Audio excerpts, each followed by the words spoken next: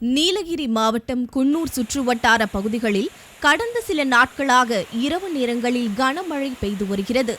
இந்த மழையால் குன்னூர் மேட்டுப்பாளையம் நெடுஞ்சாலையில் ஆங்காங்கே மலை உச்சியிலிருந்து வெள்ளியை உருக்கி ஊற்றுவதைப் போல் புதிய புதிய அருவிகள் தோன்றி கொட்டுவது சுற்றுலா பயணிகளின் கண்களுக்கு விருந்தாக அமைந்துள்ளது.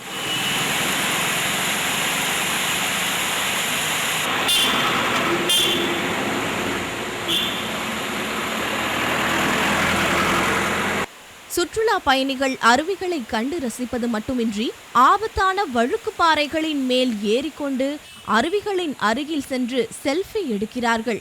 இதுபோன்ற பகுதிகளில் அதன் ஆபத்தை தெரிவிக்கும் அறிவிப்பு பலகைகள் வைக்க வேண்டுமென கோரிக்கை எழுந்துள்ளது.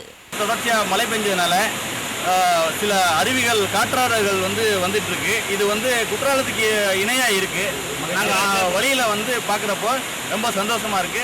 பாறையில் கால் வழுக்கி உயிரிழப்பு ஏற்படும் ஆபத்தான விளையாட்டை கைவிட வேண்டும் என சுற்றுலா பயணிகளுக்கு வனத்துறையினர் அறிவுறுத்தியுள்ளனர்.